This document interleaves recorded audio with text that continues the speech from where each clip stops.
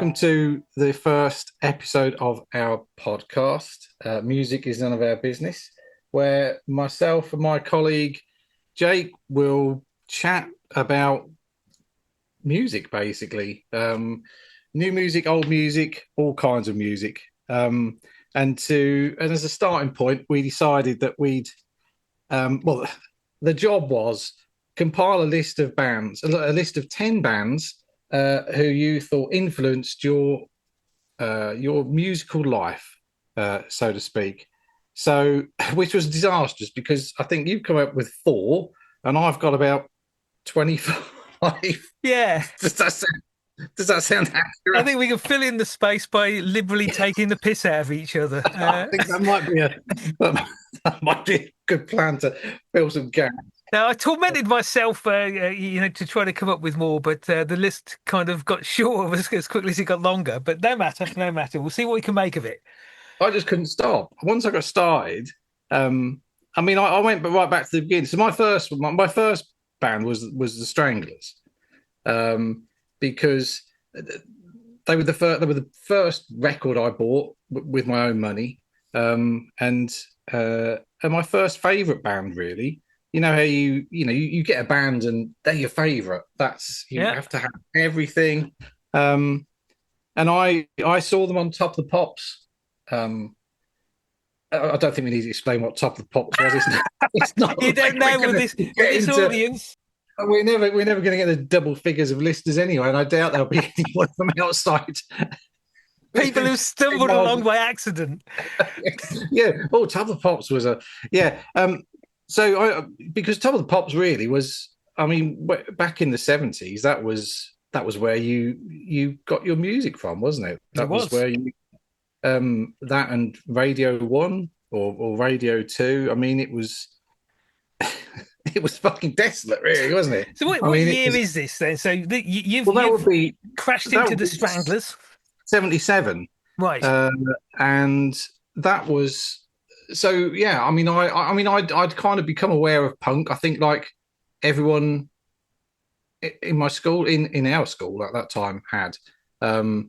It was everywhere. I mean, all over the newspapers, and then I think there were a few bands on Top of the Pops that I saw, and I mean the adverts. I distinctly remember the adverts being on doing Gilmore's Eyes. I remember when they showed the Sex Pistols doing Pretty Vacant, but the Stranglers were the ones that really caught my imagination, and with No More Heroes. I was going to ask that question.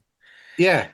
So I think the very next day, I think I wandered up to our local record shop and bought the record. And that was it. And as far as I was concerned, I was a punk.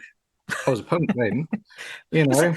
Was your local record shop? Was that Keith's Records then? That was Keith's Records. Yes, yeah. Keith's Records in March, Cambridgeshire, where we whiled away many hours in our misspent. I tell you what, we ought to. I think, given our kind of similar trajectories and our starting places, we ought to, for future podcasts, have a special little jingle every time Keith's Records mentioned from here on in. Yeah, we could pay Keith's Records bingo. So every time, or the Keith's Records drinking game. So if you're listening to it, every time we mention Keith's Records, have a swig. Yeah, I'll make for a good night. Yeah. So the Stranglers, they were the first. I think that was the first T-shirt I owned, or band T-shirt was the Stranglers. I think they were the first band I went to see live. That's a whole nother story, that is. And also I think they were the ones, that was when I started meeting people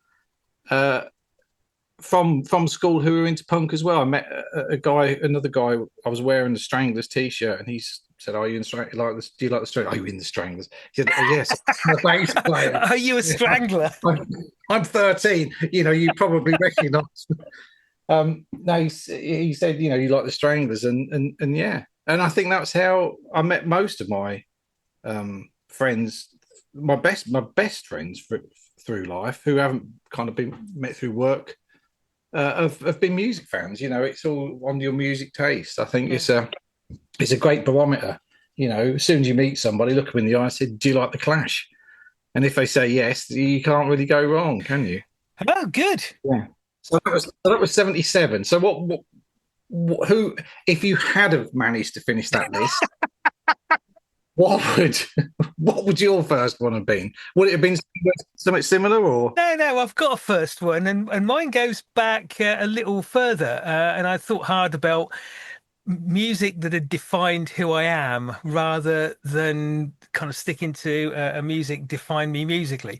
If I thought about all of the musicians and bands and composers I'd listened to that had influenced my musicianship and my approach to making music and that, it would have been a list easily in the hundreds, if not more. But trying to think of bands that influenced my life or defined took some real part in defining who I am. The first band that I came up with, the Electric Light Orchestra. Yeah, fair play. And the Electric Light Orchestra, they were the first band that I can recall being somebody I would have said I was a fan of. And I was only 11 years old, 10, 11 years old, 75. And and they were the first band. I don't know how I came across them. I really can't remember how I acquired the first record by Electric Light Orchestra or where I first heard them. But I know Top of the pops. it could have been. It could have been. Yeah, it might have been El Dorado or perhaps on Top of the Pops in '75. But I know the real thing that Electric Light Orchestra did for me was introduce me to the delights of collecting 12-inch pieces of plastic in beautiful covers and putting them all side by side in a rack. It's the first collection I had. So I had the first six or seven out. No, not the first six or seven albums. I think I had Face the Music on the third day, and there onwards to Discovery. So I had about six or seven that weren't the first six or seven, but in that mid to early late 70s, all of those ELO records, and the kind of excitement that we kind of kept with us for thereafter that a lot of people don't seem to have about just getting a new record. I think ELO did that for me. That collecting records feeling was where ELO kind of defined who I can say I am today. Good choice. Good choice. I quite like it. If we were going back, I would probably have said, if we were going back further, Alvin Stardust, Oh my probably. goodness me, my brother liked Elvis Stardust. What was Elvis Stardust to you?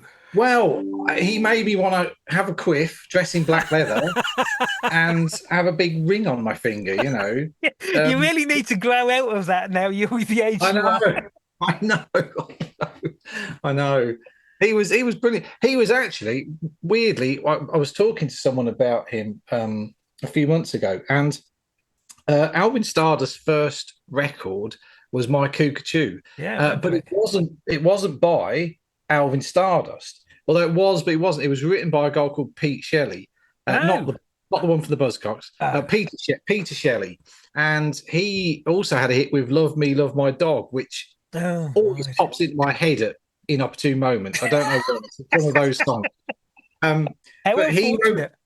he wrote yeah he wrote it and he recorded it and then decided he didn't want to be Alvin Stardust. So they got an old rocker called who was known as Shane Shane Fenton, Fenton, yeah. whose real name was Bernard Jury. My mum used to know the real names of every celebrity ever. So I remember him when he was Shane for yeah, whatever, mum. Um, and he took over as Alvin Stardust and stayed Alvin Stardust until the end.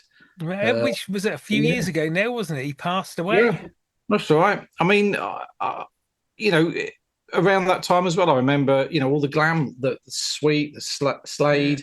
It never really gripped me. I never thought I need to go and buy those records. I, No. I would have them bought for me. My mum would buy occasional ones, but it wasn't until kind of punk came along really that I found something that I um, could get involved in. Yeah. I mean, I suppose when I was 5 or 6, walking around in silver lame with glitter all over me, it's not the best look, is it? You're going to get the piss taken. Not in So a small market town in Cambridgeshire. No, it's no, not going to go down exactly, well. exactly. Yeah, so punk was that was my starting point for My musical journey. Yeah, I know what you mean. Electric Light Orchestra didn't, despite the fact I really liked them, they didn't open me up to let's go and find lots more music at the time. I was still interested at 11, 12 years old in trains as much as music. Yeah, yeah, the same. I think I did. We were, we were normal kids going train spotting, playing out. But then that kind of it didn't really take over, but it did kind of affect. I mean, I remember going to the first couple of punk gigs I went to. I would have been about 12 or 13, and they were in Peterborough. So you'd have all the older kids from school would be going, and they'd see you there, and you go into school the next day. And it's like, oh, I saw you at the and all your mates going, oh my god, he knows the fifth years, and so it was yeah, kudos to me. I was cool for a second. Didn't last long That at didn't all. No, last long. that was it. That was my moment. Yeah, and I didn't really grasp it by the throat like I should have done. I just lapsed back into uncoolness after a while. What have you got on the list after the Stranglers then? After on my long, exhausting list, probably the next band I really, really loved was Stiff Little Fingers. Hmm.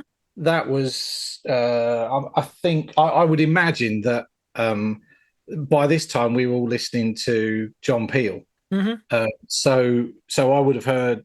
I'm pretty sure it was Suspect Device because I remember I had the single with the red label, the Rigid Digits label. Um, Played it to death. Alternative Ulster, and then and then I went to see them as well. I saw them at Peterborough. I think I was 14. Jumped on a train. Said, "Just go see Stiff Little Fingers, Mum." Yeah, okay. And off I went. Just jumped on the train. Went to Peterborough. Sat out. No sense of responsibility in them days. Oh, absolutely, absolutely. Social services would have been all over them these days, all over them. But they were the kind of bands you could, and I did start collecting. I had all of their records. I had a Stiff Little Fingers T-shirt. I bought all the singles, and played them to death. I knew all the lyrics. I mean, because that was, I think, Inflammable Material was one of the first albums that actually had the lyrics on the inside. You rarely got lyrics. Does that ring a bell with you? Strangely, a lot of people I knew as punk started to happen were into SNF, and I wasn't that much, to be honest. So the record, the label, that doesn't that I mean, it wasn't really No. doing it for me. Were you No. were you yeah, no. Wow. Were you already off into uncharted territories by then? Well, kind of, yeah. I think, as I moved into my kind of mid-teens, so as I moved 13, 14, 15, and my horizons started to broaden, the 76, 77, 78 kind of punk, it caught me in the kind of heady moments of the press outrage and furore, and I thought that looks pretty cool. But on closer examination, I kind of thought it wasn't really that much. I thought it was a kind of rebellion with nothing to say and conventional song structures with a lot of shouting, and that was it. What more do you need? Well, things changed for me with Feeding of the 5,000 and Crass. Yeah. And Crass, probably more than any other band, have defined me today, I think. Crass had the ferocity, the intensity that I didn't really much hear in the Clash and SLF, but they were saying something as well, and they were saying something about a lot of things that were really starting to vex me. So the ferocity, the unconventionality, the articulacy, that really, really did change my path. So not long after that, I was chucked out of school and kind of took a whole new path. Crass has always been kind of like a template, a defining part of the way I think, and not least the stuff I listen to still today. Feeding the 5,000, Stations of the Crass, Christ the album. Those first albums still work. They are timeless, and they really did and have influenced my life. Yeah, fair play. I mean, it might be handy to just give a quick description. Hopefully, if people do listen to this, there might be people who don't really know of Crass? I mean, how would you describe them in a few sentences? A few sentences.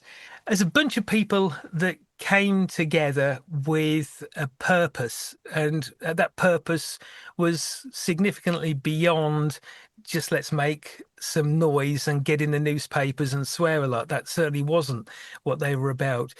The use conventional instrumentation, it's guitars, drums, bass, and so on, but even that in an unconventional way. There were no there were few classic song structures. You don't get middle eights, verse choruses, the bridges, a guitar solo, because they genuinely were limited in their musicianship. But what they made of it was so ferocious and so invigorating that it carried through album after album after album, and what was really a very simplistic sonic way.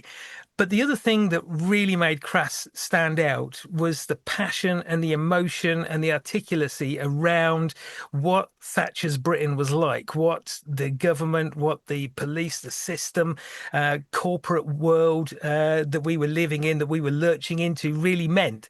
And they lived it and breathed it as well. Not like a lot of these other punk bands, they with Dial House, they had a commune, and they lived in a way that was close to the anarchic principles that you'd read in Kropotkin and Bakunin and so on. They really believed it, and you felt they believed it in the venom, the passion, and the articulacy in the way they presented their ideas. So, but fundamentally, they were a punk band.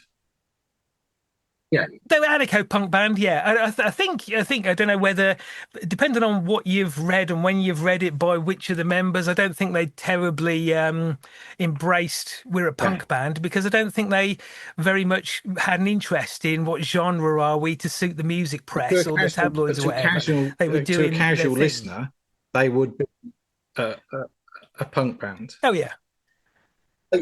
Yeah, Yeah, but like a lot of genres, if you listen to The Damned, that's a punk band. If you listen to Crass, it's a punk band. But would you imagine the two together? No, musically and ideologically very different. well, Captain Sensible did record a single for Crass.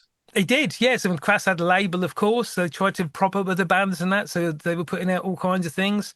At the end of the 70s, beginning of the 80s, they were probably they were probably the biggest punk band in the world, really, weren't they? I mean, they were for something that was so grassroots and so small an operation, that their reach was immense. Yeah, They put out records on their own label. They recorded everything at a particular studio with like-minded producers, and they released compilations with who anybody could appear on, really, as long as your song sounded like a song and you were like-minded. yeah, They'd release you they had a series of LPs called Bullshit Detector, where all manner of different bands appeared, and released some of the most yeah.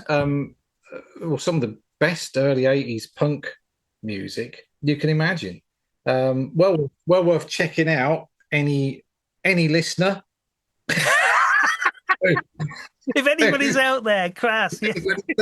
listen to Crass, have a listen. Just while I'm thinking about it, what I will do, or what we will do after every podcast, if anyone ever listens and we ever do a second one, I will compile a Spotify playlist of all the bands we mention, just a track or maybe two tracks each. And also, at some point, there will be a Facebook page and maybe other social media as well, if I can work it. I was going to say this is all going to be your end Yeah, of the operation, because I yeah. don't do any social media. Jake has done a jingle, and Jake has designed a logo for us for music is none of our business. So yeah, hopefully we'll either be rich and famous in 10 years. I'm only doing this so that we get that famous. I get invited on to I'm a Celebrity, get me out of here. So there's a message. I'm going to I'm gonna make sure that just like Crass, I'm gonna have tattooed on your forehead, pay no more than 2.99. Oh, you got to be a bit mercenary. You've got to have a. I mean, I mean, I was a massive Crash fan as well. I think we all Yeah, were. yeah, yeah. Well, they were on my list. Funny enough, I had I'm not surprised. Crash, Stroke, Discharge Oh yeah, because because Discharge were as bigger. Probably not as big, but they were a big influence on me as well. That was, I mean, and that was more the noise. I mean, that was the yeah. guitars. That was the total the grr. I mean, I've always Again, found yeah, I've been looking for noisier. I mean, guitar wise, I mean, what? Even now, anything with a really lovely, noisy, distorted guitar, um, oh, yeah. fantastic. Um, And D beat, of course. yes, D beat. Yeah, yeah, yeah. The D beat was. I explained D beat because it's the drumming. It's the beat of the. It They're is. all very similar. A very distinctive drum beat behind the Discharge music, and again, like Crass, like a lot of really good bands, there's not a great deal of sonic variation, and you can listen to album and album after album, and if you analysed it technically, it's not necessarily a huge amount of different going on, but it's still fantastic. But the D beat was innovative at the time. It's just an incredibly fast 4/4 drum pattern, which drove the music along like an out of control super tanker. It was powerful stuff on its own, and it's been taken up by bands around the world. But yet it's not very complicated. But they came up with it. A lot of good inventions are very simple. They came up with it, and Absolutely, it yeah, works yeah, fantastic. perfect. I'm still trying to imagine an out of control super tanker because that's Yeah, yeah. that's just so descriptive. I can't imagine they don't go very fast, do they? If it's out of control, They could do it without control. whatever. Um, so around that era as well, I mean, I definitely had Killing Joke. Uh, Yeah, I thought I mean, that was another big turning point for me. That kind of fusion. I mean, Killing Joke were what 79, 80, and kind of fused punk, dance, dub, yeah. disco. Really, it was just such a. I mean, you listen to it now, and it was so ahead of its time. Yeah, I they mean, use electronics. There's a yeah, punk band absolutely. that were It's super. using Yeah, electronics yeah. and the toms a lot as well. It's Up until then, I think drums had normally only used toms for rolls occasionally, but everything else was back to hi-hat, snare, and bass drum. yeah, Whereas Paul Raven, the drummer with Killing Joke, he was using the toms as an integral part of the beat. That was actually the drumming and the power and the thunder that had. yeah. Certainly, that influenced some of my drumming, but not necessarily my life. Uh, that was Big Paul, not Paul Ray. Big Paul, sorry, yeah, yeah, Sorry, he came after you. music pedantry is my speciality. If True, you make a true, mistake, true. I'm fucking there. I will, I will pick you up. I will pick you up and give you a kicking. Um, uh, yeah. So yeah, Killing Joke. I mean, they were. I mean, that was. I think when you talk about the toms. I mean, that's. You're talking about technically from a non-technical point of view. For me, I would say that was where tribal drumming came. I Mm. would I would describe that as one of the first examples of tribal drumming in. I mean, not. I mean, just as a Apart from just tribes. expression, not recorded by tribes. Um, but that kind of what would probably later go on in Adam and the Ants and Bow Wow, all the Burundi stuff. But when you got those toms, it felt like, and it felt like.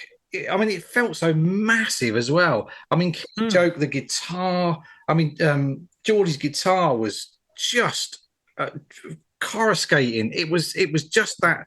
I mean, I'd never heard anything like it. Which is why I put them. I mean, I thought that influence wise, and then going back to electronics, I think around that time, late 70s, weirdly in the middle of punk, I discovered Kraftwerk. Ah, And I'm pretty sure you knew of Kraftwerk yeah, yeah, back yeah, then as yeah, well. yeah, I think it was the Man Machine.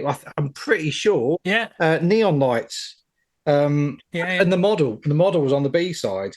And I distinctly remember buying the 12-inch single, and it was on glow in the dark vinyl that never once glowed in the fucking dark.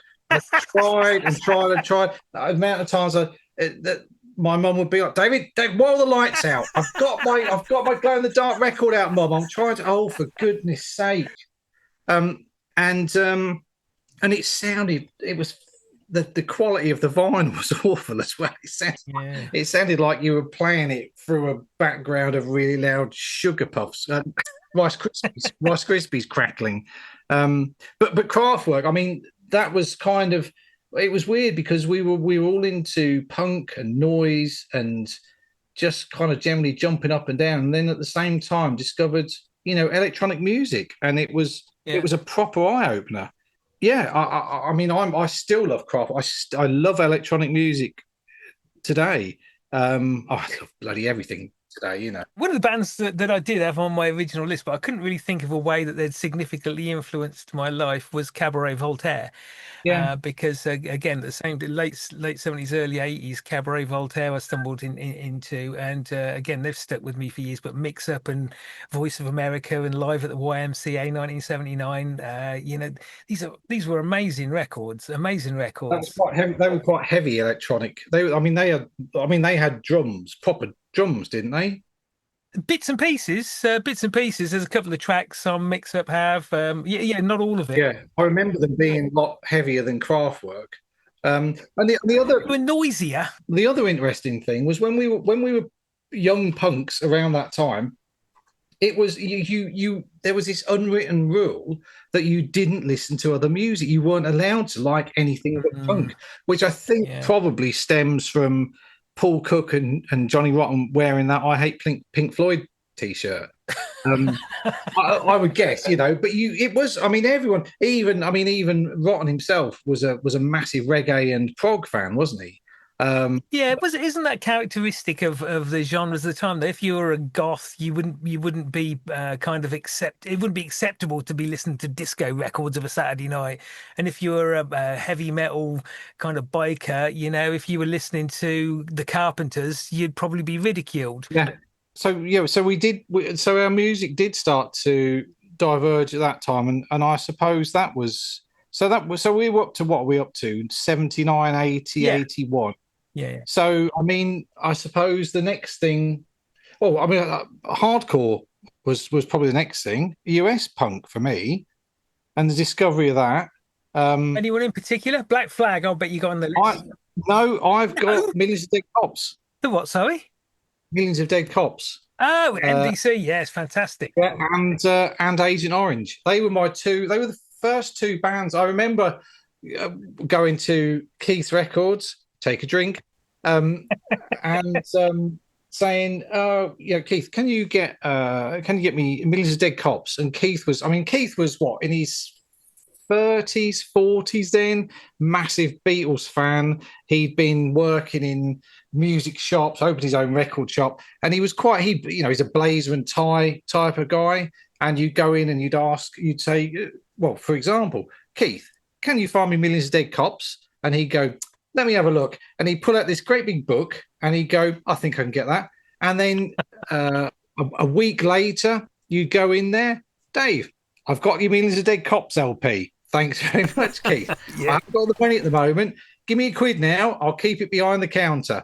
And we pay off Oh, yeah. £1, £2. Yeah. Yeah, yeah. And then it was yours. So Millions of Dead Cops and Agent Orange were kind of my introduction, as I remember it, to American hardcore and punk. And I mean, Millions of Dead Cops were fucking amazing, Brilliant weren't they? band, brilliant band. I used to taunt my girlfriend at the time's aging mother by repeating the lyrics over and over to John Wayne is a Nazi because she was a big John Wayne fan. Yeah. Brilliant bass player, brilliant bass intro to that. It's fantastic musicianship. Great band. Dave Dictor was and also the other thing, they were openly gay as well, Yes, weren't absolutely. they? Yeah. Which never was unheard of in those days. Yeah. And Agent Orange were kind of American surf punk. I must admit, I had a second press of that Millions of Dead Cops LP, and I sold it a few years ago for a lot of money. But I could Mercenary. never.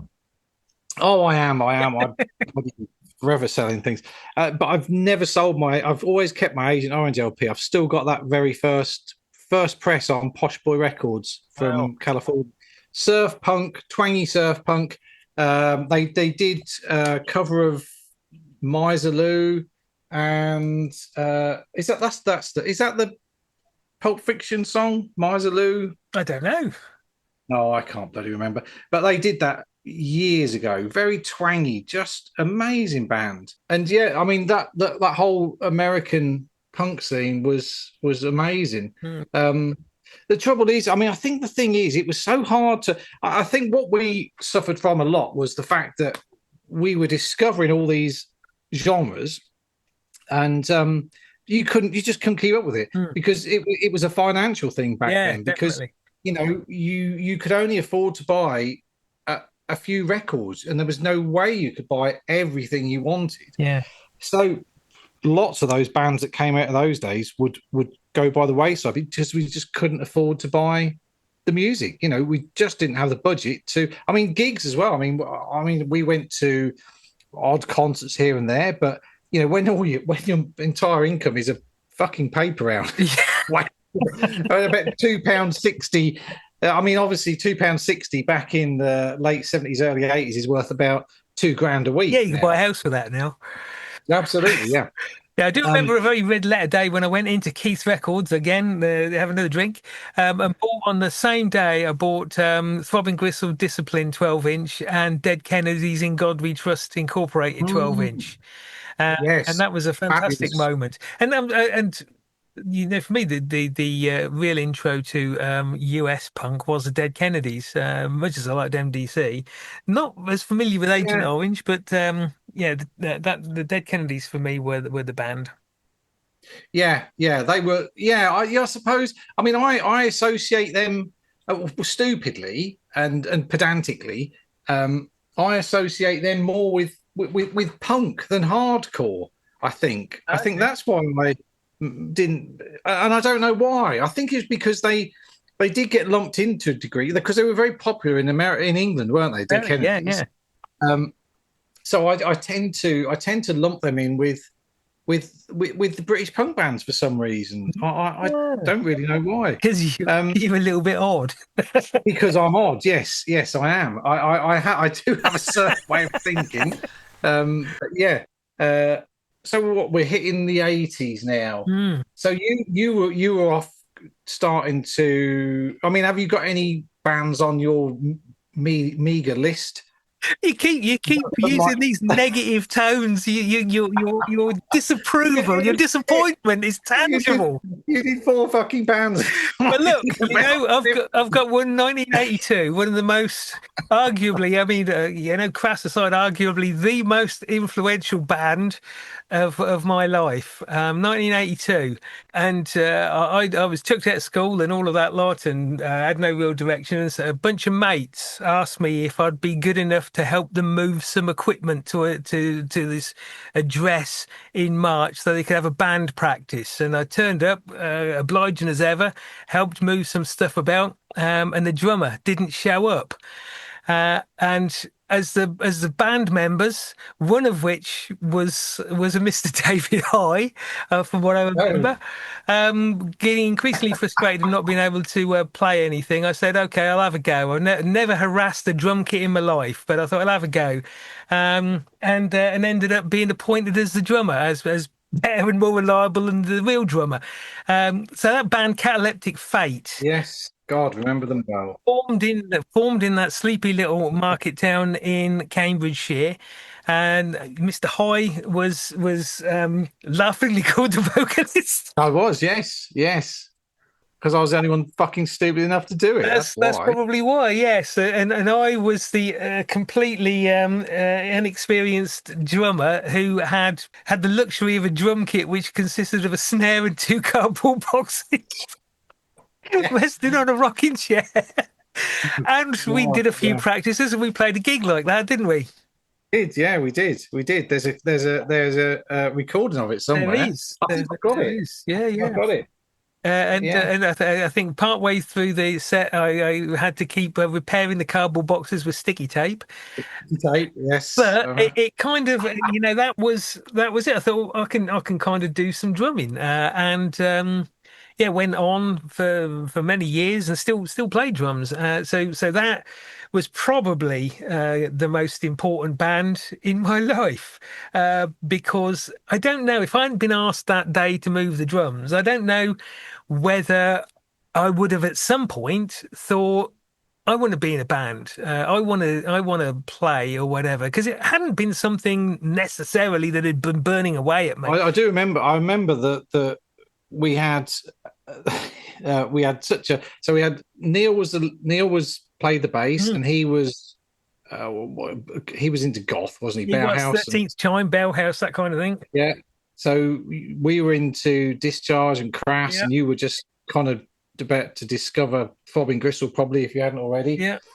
And we had our friend Tim, who was kind of probably into the Cockney Rejects at the time or something. So The birthday party. He played that at Neil's house, one practice. so the birthday party being Australian post-punk noisy bastards with Nick Cave as lead singer. Yes, Um, one of the finest for gigs that I'd been to. I think it's a Camden Electric Ballroom with the birthday party supported by SPK. SBK Surgical Penis Clinic, if Yes, I yes, which, remember rightly. yeah. What was that? That was more. That was industrial. Would you say that was industrial clanging? They did, depending on what record you listen to, there's a lot of neoclassical and noise and so on. But that particular gig, from what I can recall, was a couple of guys with angle grinders showering the audience with sparks, and a woman in a basque and a whip, whipping people at the front, and horrendous noise. And there was a big backdrop, a big coloured slideshow of full colour close-ups of genital illness and surgery and so on. I'm told I was the only person dancing there. We're dancing or just kind of having some kind of fit? As the convulsions, yeah. But they were the support because they were Australian as well, and Graham Revel and so on, and then the birthday party came on and blew the place apart. Yes, very discordant. What post-punk blues thrash? What, you've got Probably. to put some words around it. I don't know. I feel obliged to. I feel obliged to try and because I'm very aware that if people listen to this, they may not. I mean, some of our tastes are quite obscure, so I'm very aware that I feel obliged to describe describe things. If I do a Spotify this, they can skip it. Yeah, it's chaotic Probably- blues rock kind of with yeah, yeah, obscure, kind of semi-gothic. Yeah, noisy, noisy, ferocious. yes, ferocious. I think I've read in reviews from around the time Oh, right. Well, that there you go. yeah, ferocious was and insane. I think as well. I think You Mr. know, Cave was in his heroin period, I think. yes, I believe he was. I believe he was addicted at the time. So Galactic Fate, we played one gig, and then Neil insisted I buy a microphone, and I couldn't be bothered, and we split up. If I remember rightly, as all the best bands ended with creative differences and me not having enough money for a microphone. So yes, that was the end of that. So you then went on to play in other bands and have a kind of music Kind of music career. career. Very generous, thank you. I realised I had no musical talent whatsoever. I've been trying to learn the guitar for about 40 years. I still only know three chords, and I can't do them one after the other. There's like a 2 second gap between chords, so I've given up on that years ago. Um, so 82. So Yep. we then enter the stage of 4AD Records, who were big influences on us, I think. Exmal Deutschland, especially, a German post-punk goth band, I think is a fair description, Yeah, although not 100% accurate. I think there was a lot more to them than that. I think Exmoor Deutschland were one of the most innovative bands from that time. I mean, I don't have much of a knowledge of the construction of music, but I know what I like. And they, I think they were quite fantastic, massive, and we, in fact, we went to see them, didn't we, we did. in Retford, Retford uh, Porterhouse. at the Porterhouse. Yeah, we drove. You drove. I drove a Volkswagen camper that wasn't quite firing on all cylinders, with no map. All we knew that was Retford was, and I'm doing quotation marks, up the A1. Yeah. So we just followed the signs and then looked upon the venue and duly trawled in and watched an amazing set. I don't remember a fucking thing other than the fact that the DJ beforehand played Zulu Beat by Yes. King Kirk probably 30 times. Yes. It seemed like. Oh my God, that was horrendous. But Ex Mal Deutschland, I think, are probably another one of those bands that I've played constantly since. I mean, obviously not constantly, but I mean, they're never too far from a playlist. Yeah. Um, Fantastic band, and I think totally so underrated, and yet kind of quietly influential on so many other bands. And the whole 4AD thing, I think, was an eye opener, and especially this Mortal Coil, Mm. because they did kind of, I don't want to say ambient versions, but it's very lovely and quiet versions of old 60s and 70s songs that you'd never heard of Yeah. at that time. I mean, Big Star, for example, Tim Buckley, Yeah. amongst others, and did the most wonderful covers. Kind of And modern electronic folk kind of yeah, stuff, wasn't it? yeah, and opened up, all these. I mean, not like I say, Tim Buckley, Big Star, discovered them. And offshoots of Big Star, Alex Chilton, and Gene Clark. Also, Gene Clark of the Byrds, his solo album, I would never have listened to in a million years Hmm. without hearing tracks of his covered by this Mortal Coil, and that his music is just fabulous. Hmm. So they were very influential in helping us look back. Well, I don't know about you, but I mean, for me, look back and see, because I don't think we ever really looked back beyond punk. I don't think there was that. I mean, not in a nostalgic way, but just in a discovering music way. We didn't really, we didn't go beyond those borders. We I suppose were not. going forward, and our tastes were opening up. But looking back to those, to those influences, I think was There's a characteristic of youth to some extent. I think you're persistently trying to stay on the front curve of the new stuff, the exciting yeah, stuff you're finding, and the stuff that they're talking about in sounds and melody maker and stuff. And when you're limited in terms of not only the cash you can spend, but the time you got, because you got school and all work or whatever the shit that you got there. As you get older, and you perhaps get a little bit wealthier, you get a little bit more time, and you get a little bit more interested in the roots and origins of some of the stuff you really liked, then you can afford to look back and you discover that, yeah, there were bands like MC5. Oh, crikey, I hadn't thought about those. yeah, They formed stuff, absolutely, and the Stooges and Velvet Underground, and all these other bands that had been doing stuff which fed into the music we were listening to and thinking it was entirely revolutionary, brand new, when arguably it was a redefinition of stuff that had happened before. yeah. Yeah, totally. I mean, I think, I mean, my eldest daughter Lily, she's just started, kind of. I mean, she likes things like Phoebe Bridgers and lots of kind of solo girl singers. does her a disservice, but amongst other things. Mm. And but she's just kind of started looking back and discovering their influences.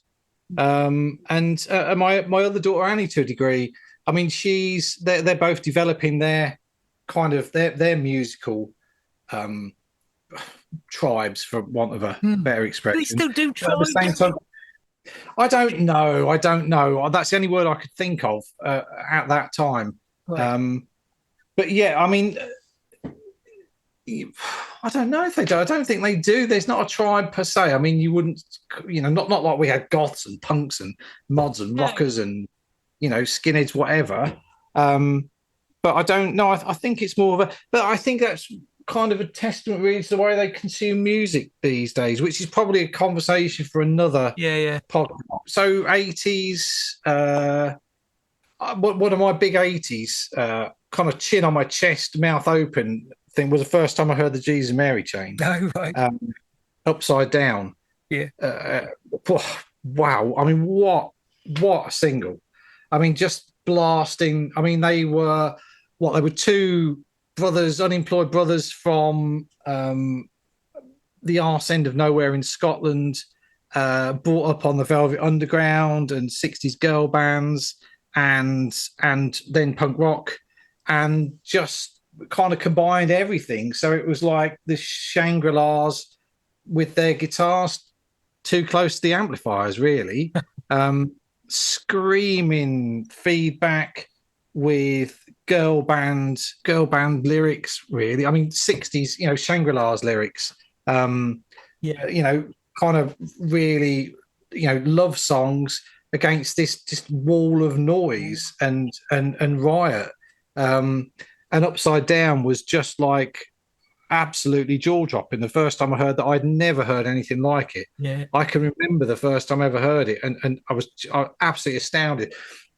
And they were another one of those bands where they become your band, and I had Jesus Mary Chain t-shirts, and I didn't quite get the back combed hair, and but I got the surly look on my face, Yeah. and penchant for big black cardigans. Yeah, it's a shame you spent all that money on t-shirts and cardigans and never once bought a pair of trousers. Yeah.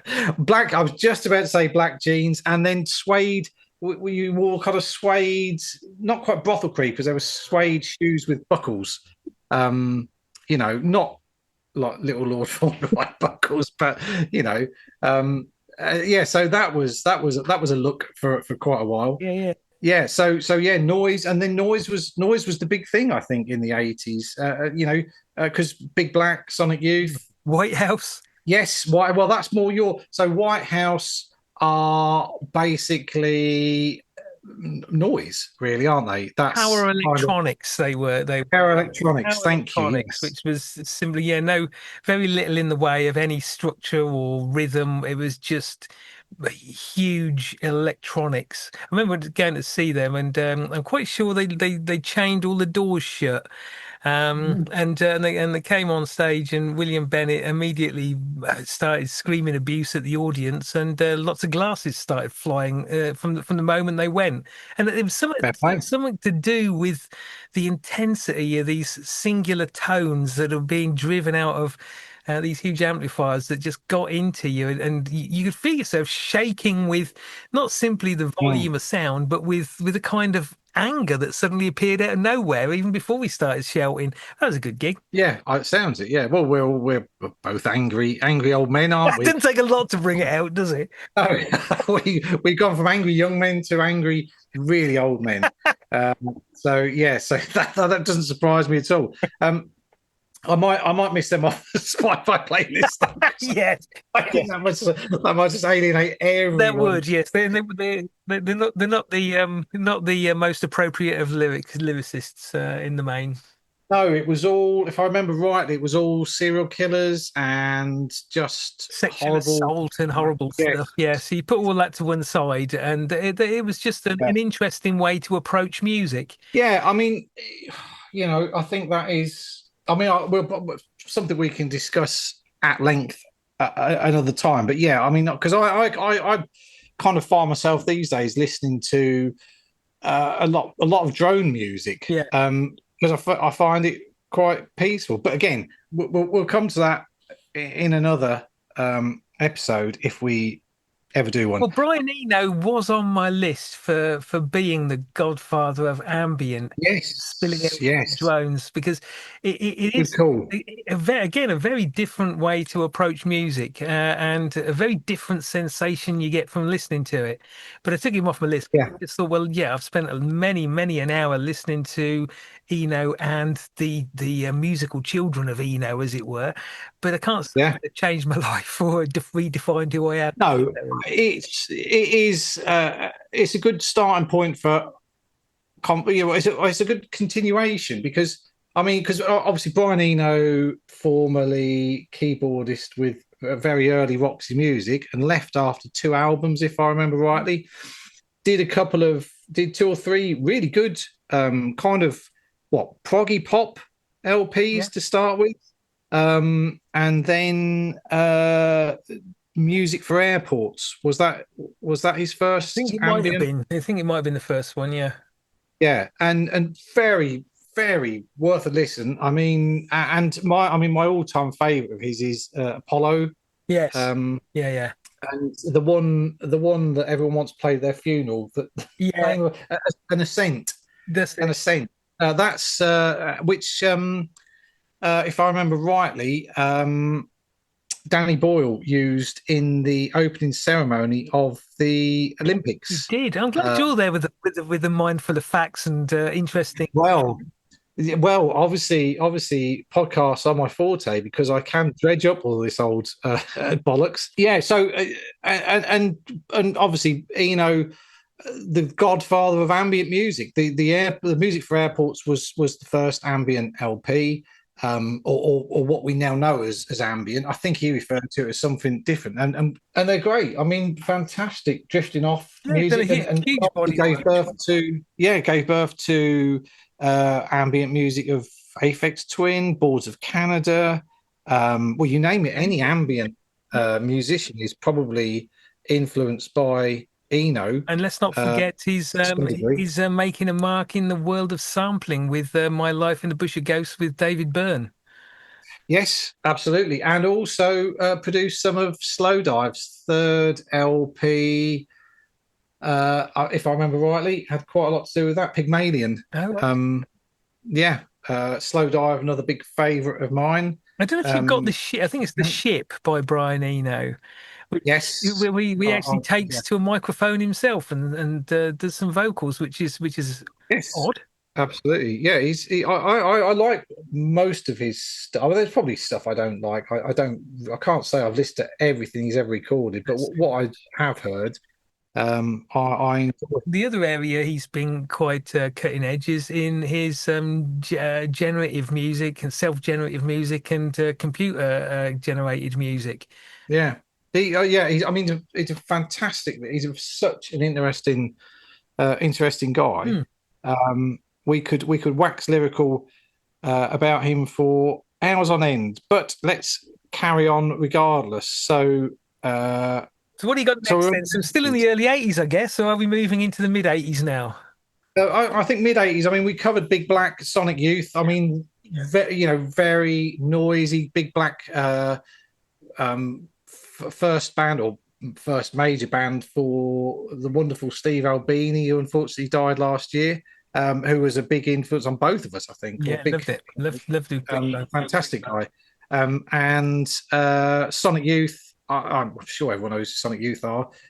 Kind of discordant punk, experimental noise racket, with either shouting or, well, Thurston Moore. Is he a shouter or a crooner? He's more of a Kim Moore's a bit of a Kim Moore. Kim Gordon was more of a had a breathiness to her vocals that was always cool.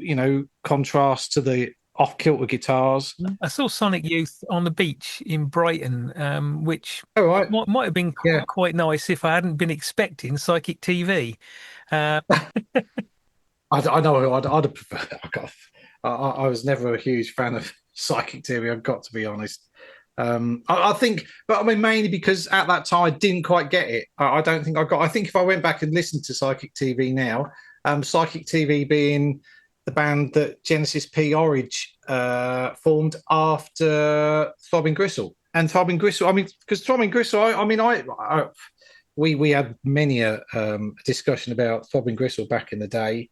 They were kind of the originators of industrial music, really, weren't they? Well, they were, and they were, according to a discussion in Parliament, the wreckers of civilization.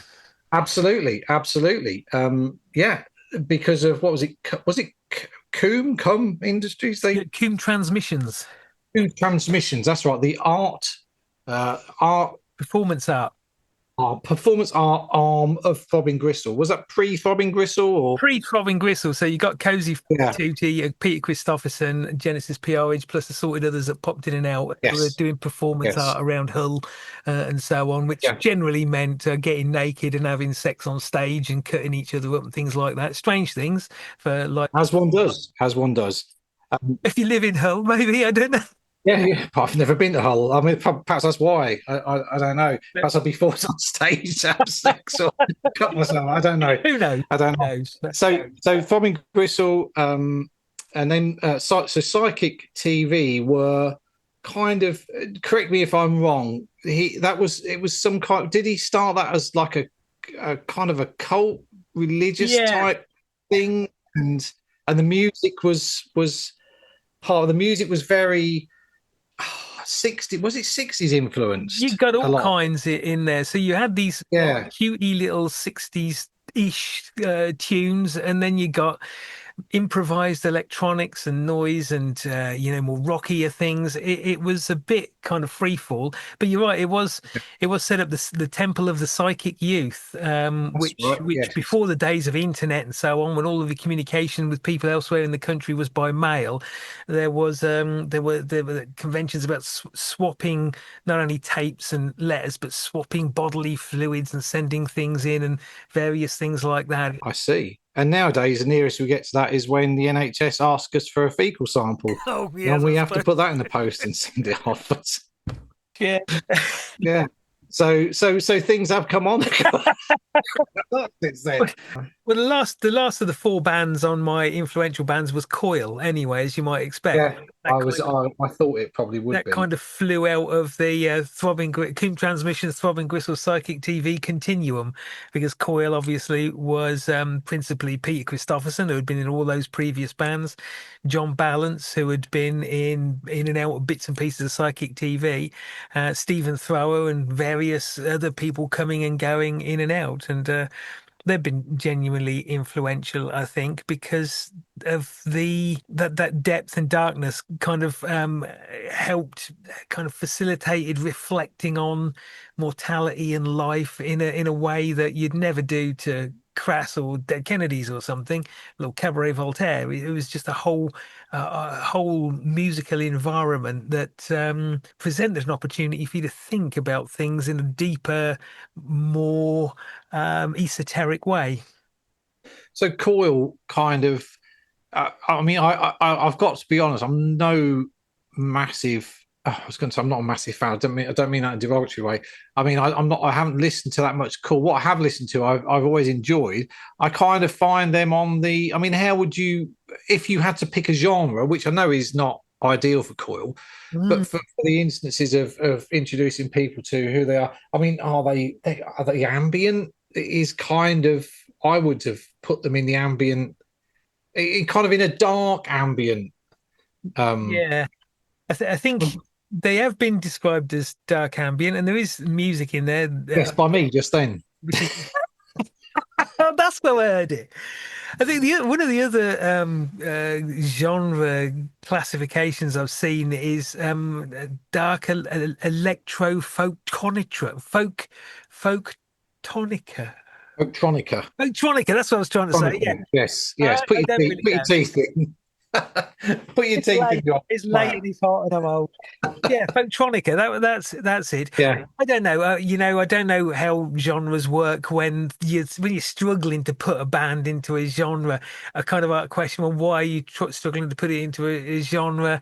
It was never going to fit. It was never meant to be.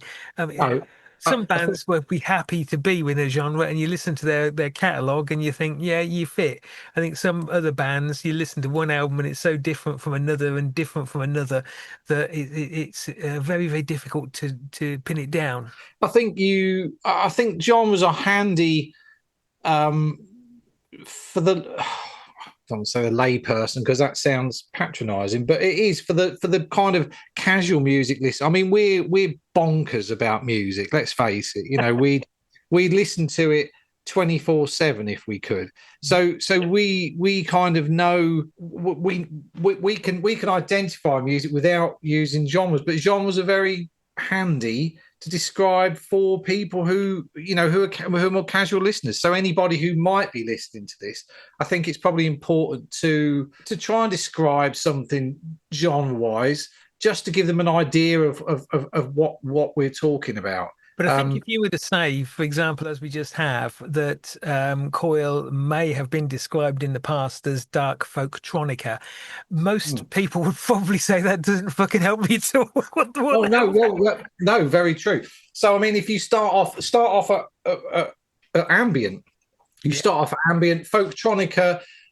To my to my knowledge, is when you are mixing folk music with electronica. So that that amalgamation of folk instrumentation with electronics to create a mash of genres. yeah. I never really got the folk bit about Coil. There's not a lot about Coil that I think of as folk in the conventional sense. I think folk is often applied just to say it's very much of its place. Yeah, I don't know. I think Cool's origins could scare people off. I mean, Throbbing Gristle are not the easiest listen. No. Let's be honest, Um, and so the fact that they came, oh well, parts of them came from there, would put some people off, I imagine. Hmm. I mean, to a degree, it did me. I mean, at the time when I appreciated Throbbing Gristle. I couldn't say that I actually liked Throbbing Gristle. I like them a lot more now because I think over the years my tastes have, oh, I don't want to say matured, but that the tastes have changed, They've and I ripened. allows me to, for want of a better word, I mean, it allows me to go back and listen to stuff that I probably wouldn't have listened to years ago, and appreciate it a lot more. Yeah. In the 70s I'd have gone, ugh, fuck me, I'm not listening to that. But Yeah. now I can I can listen to it and I go, yeah, well, that's pretty good. Okay. I mean, another example of that, a band that I know you like, or a person that you liked, Muslim Gauze. Oh yeah, definitely.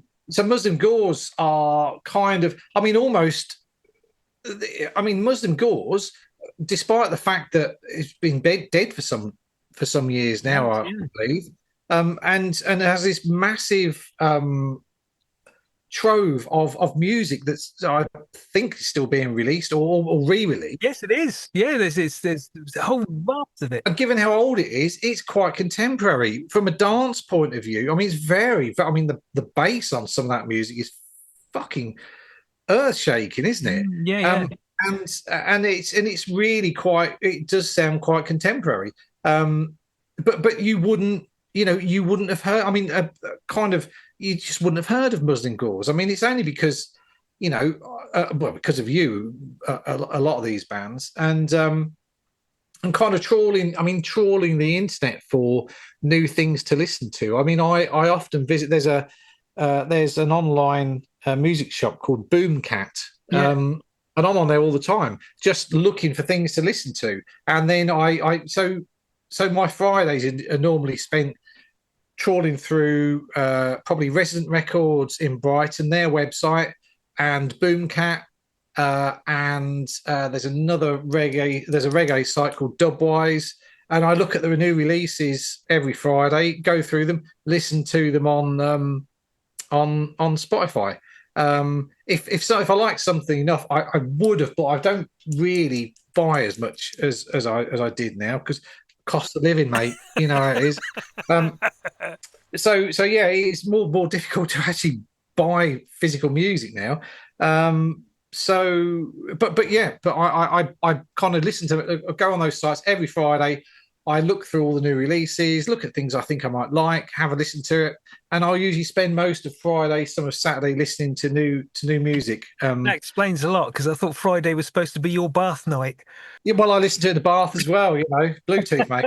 You know, yeah, it's have a bit of a scrub, listen to some electronica or some reggae, whatever. Lovely. Can't beat it. But yeah, that's I mean, because we would kind of briefly touched on new music. I mean, and I mean that's where I've always been obsessive about listening to new music, Mm. and finding new things. I hate to be stuck. I hate to be that twat still listening to records, the same things I was listening to 30 years ago. Oh, don't get me wrong. I still listen to the same things, but I like to know what's going on. I don't want to just because I'm getting old, really fucking old. Really? I don't want to, I don't want to give up. Go, oh, I'm not listening to.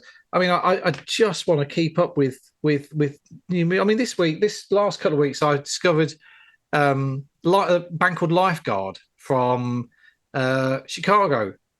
Yeah, it's Chicago. Fantastic. The album was that good. They were touring. I popped down to London and saw them play a gig at the Lexington, and they were amazing. And they're these like skinny little 19, 20-year-old guys, and there's me standing at the front, this grumpy old 60-year-old. 6 foot, a 6 foot grumpy old 60-year-old. You shouldn't be standing Yes, at the front. It's very inconsiderate. yeah, and today I discovered. I think I mentioned this to you earlier before we were recording. I discovered Tossing Seed. No, you Uh, didn't mention that, did you? I don't they remember. are they are I think they're Indonesian kind of buzzcocksy pop punk, but absolutely brilliant. We've got a Ah, single out. Called Stars in Your Eyes. I thoroughly recommend it. It's absolutely brilliant. I'll bung it on the podcast, on the playlist that we do. It will be the last one because I think we've wanked on for lots of time now. you can So speak for yourself, and I'm glad we're not on video if that's the it's case. probably it's probably time to call it a day for this one. I think it went quite well. I don't know if anyone, as I say, the podcast is called "Music Is None of Our Business." Um, I will put up a Facebook page. I will attempt to do Instagram. We will put the podcast will be on Spotify. Well, you'll know that already because you've just listened to it. But yeah, so yes, if you enjoyed this, you can subscribe to the Facebook page when I get it sorted out. Put suggestions on there, anything you want us to talk about, anything. Yeah. So I think if we call it a day and say good night, fair people. Oh God, that's probably the worst fucking thing I've seen in this whole part. They might be listening to this first thing in the morning. I was doing so, yeah. Yeah, just as they're brushing their teeth. Good night. Yeah, it was night time here, and I've just had I've just had a beer as well. So, yeah. Um. So goodbye, fair people. We'll call it a day, and we'll hope to see you again. Indeed. Good day to you all.